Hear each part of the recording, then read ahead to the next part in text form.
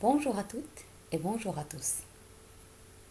Toujours dans le cadre du marketing stratégique, nous allons continuer ce module qui est adressé aux stagiaires de la deuxième année gestion des entreprises de l'OFPPT. Dans cette présentation, nous allons aborder le sujet de l'analyse concurrentielle. Alors, on commence par sa définition. C'est quoi l'analyse concurrentielle? C'est tout simplement une stratégie importante, surtout dans toute stratégie de marketing, pour observer, analyser et anticiper les évolutions de sa niche cible. C'est une analyse qui permet de gagner du temps et de prendre en compte les choix stratégiques des autres entreprises, de comprendre les avantages et les inconvénients de leurs choix.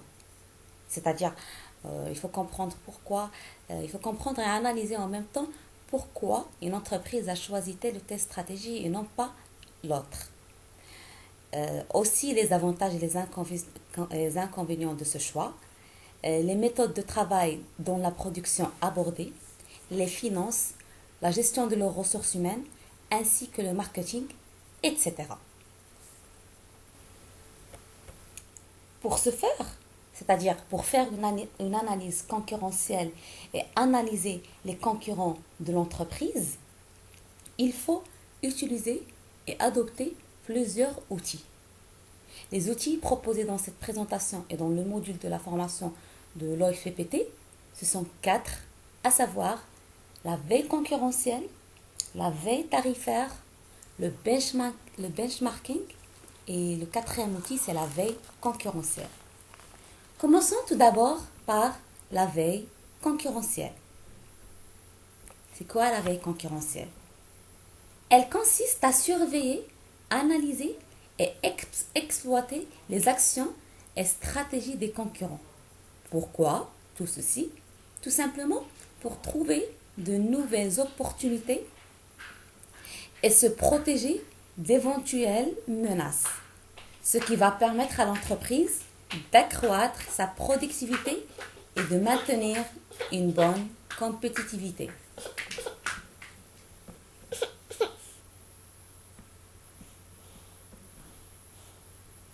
Ensuite, on passe à la veille tarifaire, qui consiste à surveiller les prix pratiqués par la concurrence pour, tout simplement, ces prix peuvent être servis à des pratiques d'alignement des prix, par exemple. Le benchmarking, c'est une activité de faire et réaliser un benchmark, c'est-à-dire étudier les techniques de gestion, les modes d'organisation de l'entreprise, afin d'inspirer et d'en tirer le meilleur. C'est-à-dire à faire une comparaison des modes d'organisation et de gestion des entreprises concurrentes. Le quatrième outil adopté pour faire l'analyse concurrentielle, c'est la veille sociale, aussi appelée l'écoute sociale, qui est une nouvelle activité et une nouvelle méthode adoptée par les entreprises, consistant à déterminer, de détecter et de suivre l'évolution de la notoriété et l'image de l'entreprise sur le marché, et surtout sur le monde social. Passons maintenant à l'analyse du portefeuille d'activités de l'entreprise, qui a pour but d'analyser et de proposer une photographie de la situation de chacun des domaines d'activité stratégique en le resituant au sein de portefeuille, c'est-à-dire en le déposant sur un portefeuille d'activité stratégique. Et aussi d'évaluer la pertinence et l'intérêt du positionnement de chaque domaine d'activité stratégique indépendamment l'un de l'autre. De comparer les activités les unes par rapport aux autres sur la base de critères identiques. Et enfin, de guider la stratégie d'entreprise en suggérant les orientations possibles ou souhaitables du portefeuille d'activités stratégiques.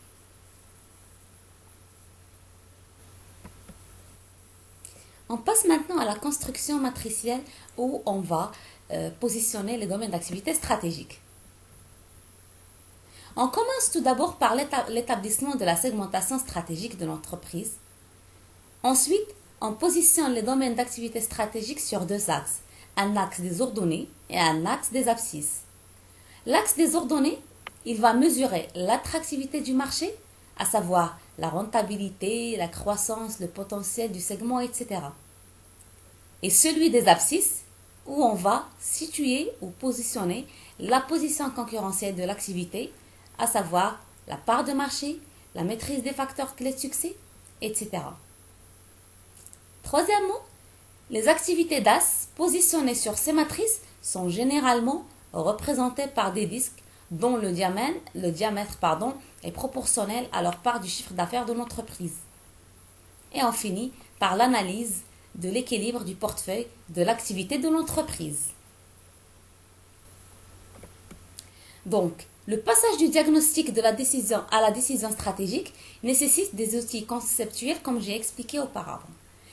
Des modèles qui vont permettre de formaliser la situation et de comprendre afin de pouvoir définir un plan d'action pertinent et adéquat aux objectifs déterminés auparavant par l'entreprise. Parmi ces outils, on a cité le portefeuille d'activité, qui est une méthodologie qui va permettre à faire un diagnostic interne et externe des domaines d'activité stratégiques et aussi guider les choix d'allocation des ressources entre domaines actuels et potentiels. Cette analyse d'activité et de portefeuille d'activité se matérialisera par la construction des matrices portefeuille qui vont permettre la représentation graphique et de manière synthétique la position stratégique de chacun de ces domaines d'activité stratégique. Les principales matrices proposées dans le module sont la matrice BCG, ADL et McKinsey. Quand vous voyez dans ce tableau comparatif, le benchmark de chacune des matrices. On commence par la matrice BCG, qui est un outil d'analyse stratégique permettant d'analyser le portefeuille d'activités stratégiques de l'entreprise et son équilibre, tout ceci en se basant sur deux critères qui sont la part de marché relative et le taux de croissance. Passons à la matrice McKinsey, qui est aussi un outil d'analyse stratégique qui permet de positionner les domaines d'activité stratégique de l'entreprise à partir de croisements de deux dimensions, qui sont la force compétitive ou la position concurrentielle et l'attrait du marché. Et la troisième et dernière matrice, c'est la matrice ADL, qui va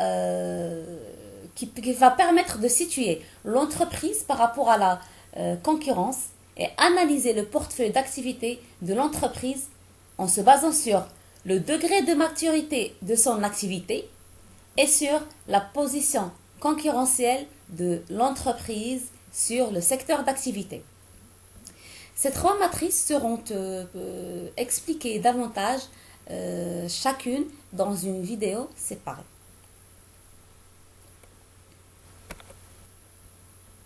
Donc vous voyez ici la représentation graphique de chaque matrice. C'est la représentation graphique de la matrice BCG, où on trouve les produits vedettes ou stars, les produits dilemme, les vaches à lait et les pois morts. Dans l'abscisse des coordonnées, vous trouvez le taux de croissance du marché et ici vous trouvez la part de marché relative. La représentation graphique de la matrice McKinsey. Donc, vous avez ici l'attrait du marché et l'atout de l'entreprise.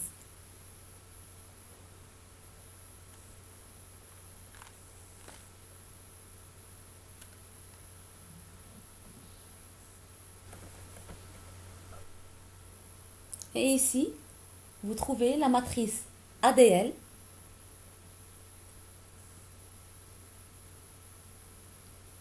qui se base sur le degré de maturité de l'activité de l'entreprise, la phase de démarrage, de croissance, la maturité et déclin, et sur la position concurrentielle de l'entreprise sur le secteur d'activité. On a ici une position marginale, défavorable, favorable, forte ou dominante.